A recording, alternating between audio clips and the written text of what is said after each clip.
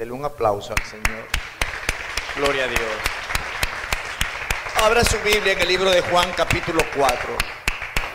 Juan capítulo 4, versos 46 al 50. Juan capítulo 4. La palabra del Señor dice así. La leemos en el nombre del Padre, del Hijo y del Espíritu Santo. Amén. Vino pues Jesús otra vez a Caná de Galilea, donde había convertido el agua en vino. Y había en Capernaum un oficial del rey cuyo hijo estaba enfermo.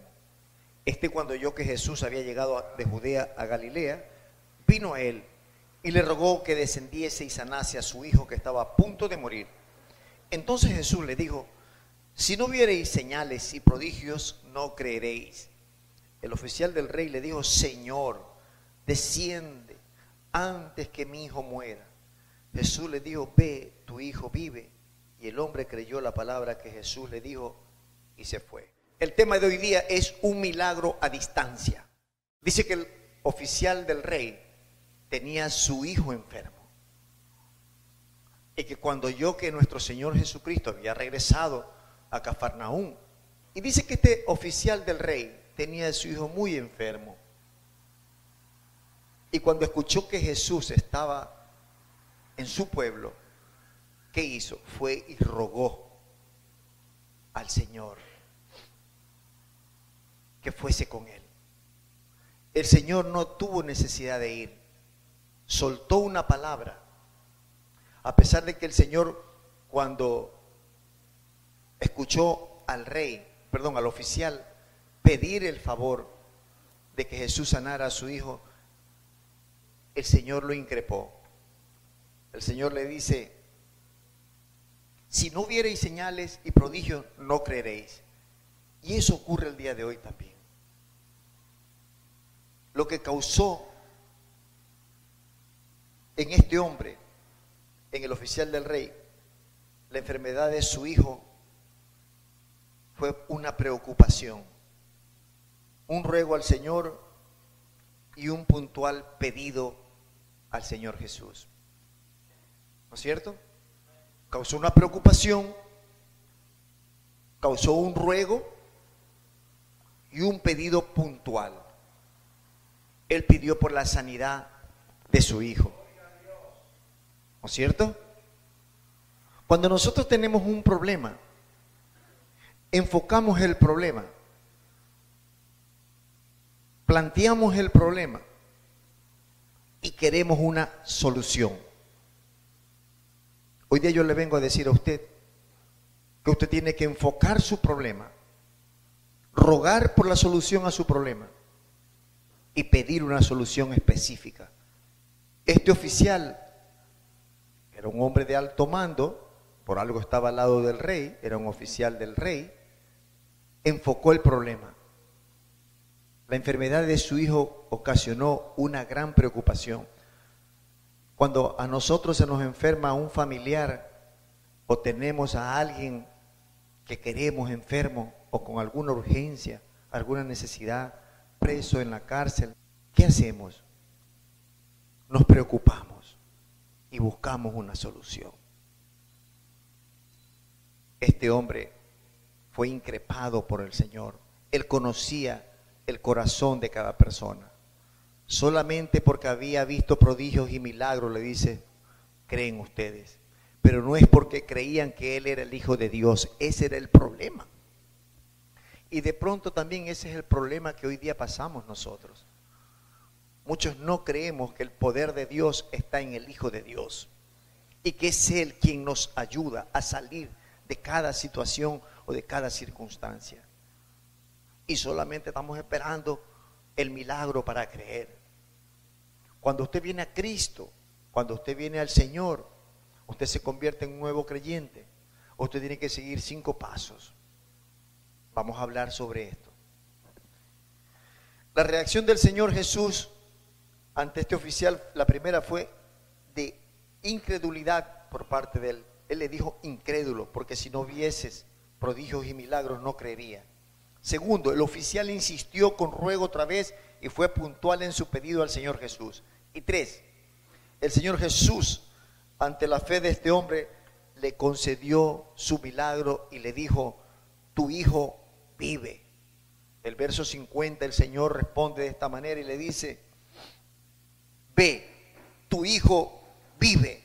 Y el hombre creyó la palabra de Jesús y se fue. Esto es la fe. Cuando el profeta, el pastor, ora por usted, cuando usted viene delante del Señor directamente y usted ora creyendo, dice que su milagro está hecho.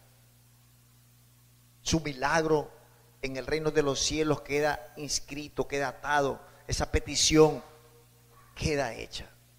Pero de pronto no es en su tiempo. Usted está esperando que sea en ese mismo momento. Puede ser después que usted salga de la iglesia. Puede ser después de un día, 2 días, 3 días. Usted tiene que creer en que el Hijo de Dios tiene el poder para hacerlo. Él tiene el poder para vencer cualquier obstáculo. En su eterna soberanía y en su eterna liberalidad, Él puede tomar una decisión al momento o a distancia, como lo hizo aquí en esta enseñanza bíblica. Este milagro fue al instante y fue a distancia. En los 12 milagros que el Señor Jesucristo hizo cuando en su paso por la tierra, 2 son a distancia. Este es uno, y la hija, y también de la hija del principal de la sinagoga. ¿Cuántos creen que el día de hoy el Señor sigue haciendo milagros a distancia? Claro, el Señor sigue haciendo milagros a distancia. Usted ora aquí por su madre y el Señor la va a sanar porque le va a mandar su ángel. Usted ora por su amigo que está enfermo en el hospital. El Señor va a mandar su ángel al hospital. No hay necesidad que usted vaya, porque usted no es el que hace el milagro. ¿O usted cree que el pastor o el profeta es el que hace el milagro? No, el milagro lo hace el Señor. Él sabe a quién usar. A un ángel, a un arcángel, a un querubín, a un serafín. El Señor es quien hace el milagro. Amén. Así que quiero que esté claro que no es el pastor el que hace el milagro, ni el profeta, ni el apóstol, ni es usted. Usted tiene que creer en que Dios es todopoderoso y que lo que usted pide en fe, eso va a concedérsele. Amén. Este es un mensaje de fe y de esperanza, de que lo que usted está pidiendo se le va a dar, y que lo que usted algún día declaró, eso va a ocurrir en su vida. Pero si usted está pensando solamente negativamente, entonces eso va a ocurrir. Este oficial buscó a quien tenía que buscar específicamente. No fue a los médicos. Él fue al médico de médicos, a Jesús. Con esto yo no le quiero decir que usted deseche la ciencia, pero usted primero pídale a su Padre. Pídale al Señor. Amén.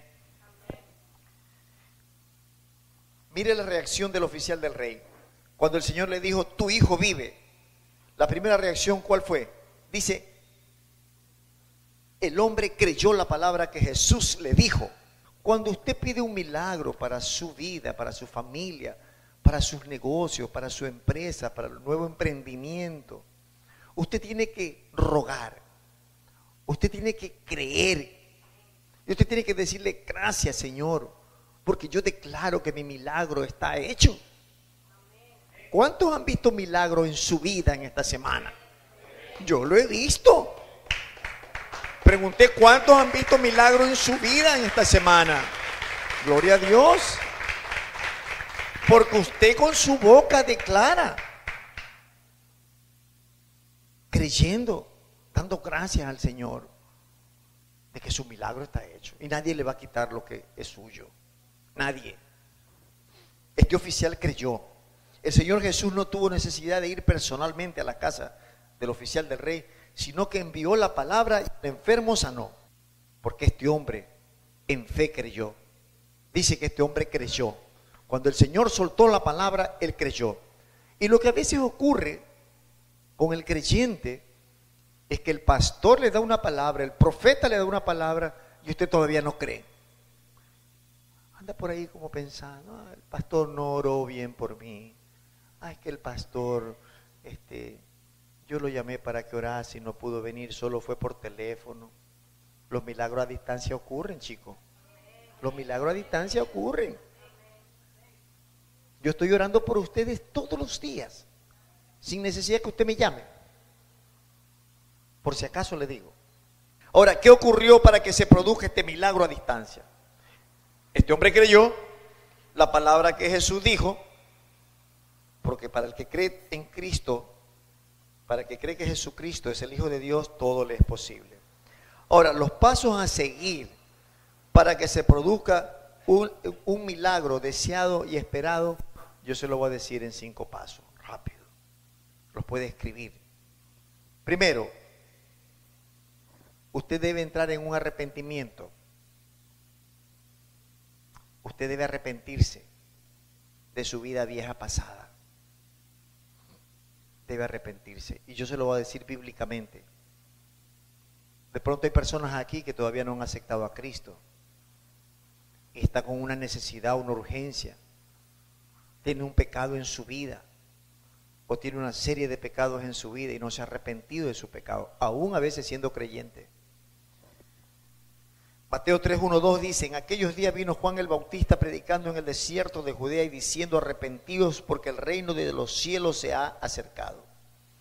En Mateo 4:17 el mismo Señor Jesús empezó su ministerio diciendo: arrepentíos porque el reino de los cielos se ha acercado. Tanto Juan como el mismo Señor Jesucristo, lo primero que dijeron, tanto Juan, cuando empezó su ministerio, en el Jordán, combinaba a la gente y le decía: arrepentidos. Arrepentidos quiere decir convertidos, circunvalar, dar la vuelta. Si usted no le abre la puerta de su corazón al Señor Jesús de verdad, usted va a estar como una marioneta, como la cometa volando por ahí, planeando. No es fácil convertirse de la vida vieja pasada. Tiene que haber un arrepentimiento de todo su corazón para que ocurran los milagros en su vida. Tiene que haber un arrepentimiento, una conversión de verdad. Esto se lo digo yo, y yo no sé cuántos lo han experimentado.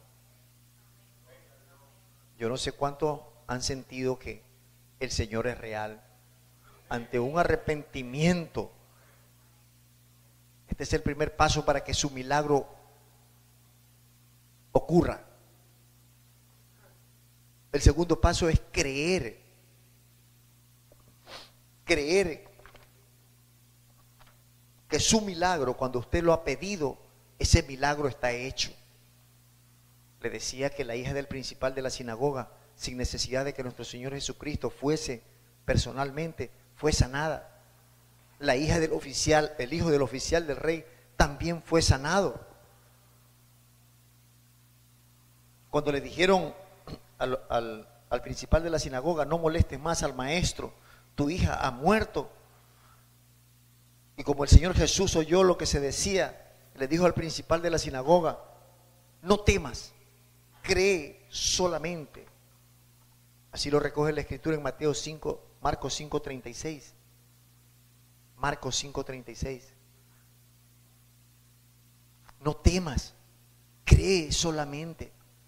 A veces a nosotros se nos vienen los temores en las noches, ¿no es cierto? ¿A cuántos le vienen temores en las noches?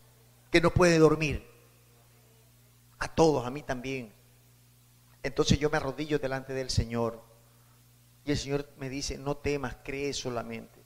Y al día siguiente voy con ese problema que tenía a donde tengo que ir y el Señor abre la puerta.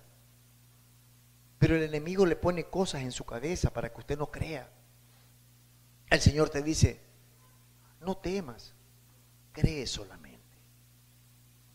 Usted tiene que creer que su milagro está hecho. Amén. Otro punto es predicar. El Señor Jesús les enseñó a sus discípulos, Mateo 10:7, y les dijo: predicad diciendo: el reino de los cielos se ha acercado. A todos nosotros nos corresponde predicar. Que usted sea un testimonio vivo de que ha obrado el Señor en usted. Tiene que predicar. Yo he declarado que voy a ser uno de los mejores predicadores de América Latina. Yo sé que el Señor me va a ayudar. Lo que estoy haciendo ahora es preparándome. Yo sé que cada día el Señor va a ir llevándome de gloria en gloria, ayudándome a subir un escalón, otro escalón, y que va a ser Él respaldando prodigios y milagros en la vida de las personas. Porque esta es la manera como el Señor quiere que muchos de los que no creen, al menos viendo prodigios y milagros, obrando en ellos mismos, crean que el reino de los cielos se ha acercado a usted. El otro punto es santidad. Arrepentíos uno, el otro es creer, el otro es predicar y el otro santidad. Dice que sin santidad nadie verá a Dios. Si usted ya se arrepintió, si usted cree, si usted predica, usted tiene que empezar a vivir una vida de santidad.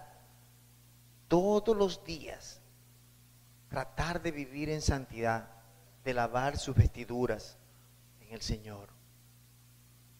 Tratar de ser mejor. Esas bromas de doble sentido ya no las escuche, ni siquiera las digas, ni las repita. A veces nos rodeamos con gente que tiene esa práctica, esa forma de ser. Tápese los oídos, muévase de allí.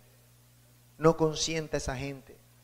Hay gente que hace daño, hay gente que son tóxicas, que lo que hablan le hace daño a usted. Sepárese, trate de vivir en santidad, no frecuente esa misma gente. Nuestra vida ha cambiado. Yo no sé si alguno de ustedes ve que nuestra vida en Cristo ha cambiado. ¿Ah? ¿Sí, no? Nuestra vida en Cristo ha cambiado. Porque antes farreábamos viernes y sábado, y a veces hasta el domingo. Y nuestra vida andaba de tumbo en tumbo. Y parecía como que pasábamos bonito, pero no es verdad. Lo más bonito es dormir en casa con su familia, con su esposa, con su esposo. Cuidar lo que Dios le ha dado. Cuidar sus hijos, sus hijas. Cuidar al esposo, a la esposa. Levantarse temprano. Venir a la iglesia. Entonces, la santidad. El apóstol Pablo exhorta la santidad al pueblo de Tesalónica y les dice: pero nosotros debemos dar siempre gracias a Dios respecto a vosotros, hermanos, amados por el Señor, de que Dios os haya escogido desde el principio para salvación mediante la santificación por el Espíritu y la fe en la verdad. Segunda de Tesalonicenses, capítulo 2, verso 13. Dice: escogido desde el principio para salvación mediante la santificación por el Espíritu y la fe en la verdad. El último punto que usted tiene que practicar diariamente y estar convencido de que esto va a ocurrir es la segunda venida de nuestro Señor Jesucristo. Ya casi no se predica de la segunda venida de nuestro Señor Jesucristo, ¿no es cierto? Se dan mensajes preciosos, se dan mensajes muy elocuentes, conferencias brillantes por los pastores, pero no se predica de la segunda venida de Cristo. Lo importante y lo más importante después de haber pasado estos pasos es que usted predique de la segunda venida de nuestro Señor Jesucristo y que usted aprenda a predicar sobre la segunda venida de nuestro Señor Jesucristo. La Biblia recoge la segunda venida de nuestro Señor Jesucristo. Dice la Escritura en Mateo capítulo 24, versos 3. Y estando él sentado en el monte de los olivos, los discípulos se le acercaron aparte, diciendo: dinos, ¿cuándo serán estas cosas? ¿Y qué señal habrá de tu venida y del fin del siglo? en el verso 27 del mismo capítulo 24 de Mateo, el Señor dice, porque como el relámpago que sale del oriente y se muestra hasta el occidente, así será también la venida del Hijo del Hombre. Mateo 24, los discípulos preguntan. Mateo 24, versos 3 y Mateo 24, verso 27, el Señor responde cómo será la segunda venida.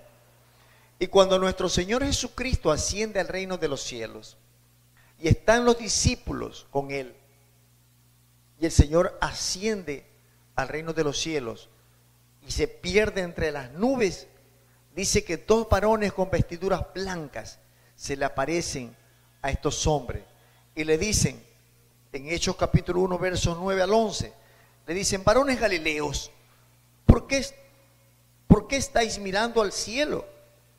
Este mismo Jesús que ha sido tomado de vosotros al cielo, ¿qué dice? Así vendrá como la habéis visto ir al cielo. O sea, la segunda venida es real. Nosotros debemos estar preparados para la segunda venida de Cristo. El Señor debe encontrarnos predicando, trabajando. Muchos de aquí, de ustedes, saldrán a predicar a este país y fuera de nuestro país. Debemos de prepararnos, predicar la segunda venida de nuestro Señor Jesucristo. Los hechos de la Sagrada Escritura son reales. Apocalipsis ni se diga. Pero cuando el Señor asciende al reino de los cielos, dice que dos varones con vestiduras blancas, que eran dos delegados del reino de los cielos, que escoltaron al Señor, le dijeron, varones galileos, ¿qué están ustedes mirando? Este mismo Jesús, así como ha sido llevado al reino de los cielos, así mismo vendrá. La pregunta es entonces, ¿cómo usted cree que viene el Señor Jesús? Con los mismos huecos en las manos. ¿Sabe por qué? Porque si no, los judíos no van a creer que Él fue el que murió. No sé si me entendió. Si Él viene diferente, entonces muchos no van a creer que Él fue el que murió. El Señor va a venir con los huecos en las manos. La Escritura lo dice. Así vendrá como lo habéis visto ir al cielo. Hechos capítulo 1, versos del 9 al 11. Entonces yo creo que nuestro Señor Jesucristo está de vuelta y puede ser pronto. Amén. Dice el Señor cuando le preguntan sus discípulos en Mateo capítulo 24, versos 3, que cuándo ocurrirá todo esto. Los terremotos, que el sol se oscurecerá, la tribulación. Dice el Señor en el verso 27, porque como el relámpago que sale del oriente y se muestra hasta el occidente, así será también la venida del Hijo del Hombre. Yo no sé cuántas personas están aquí el día de hoy y todavía no conocen del Señor Jesús. Si hay alguien, le pido que se ponga sobre sus pies para que usted se prepare para la segunda venida de Cristo, para que usted también disfrute de esa vida eterna. Yo quisiera que usted abra su corazón. Si hay alguien aquí que todavía no conoce de Cristo, y si todos conocen de Cristo, pongámonos sobre nuestros pies. Amén. Gloria al Señor.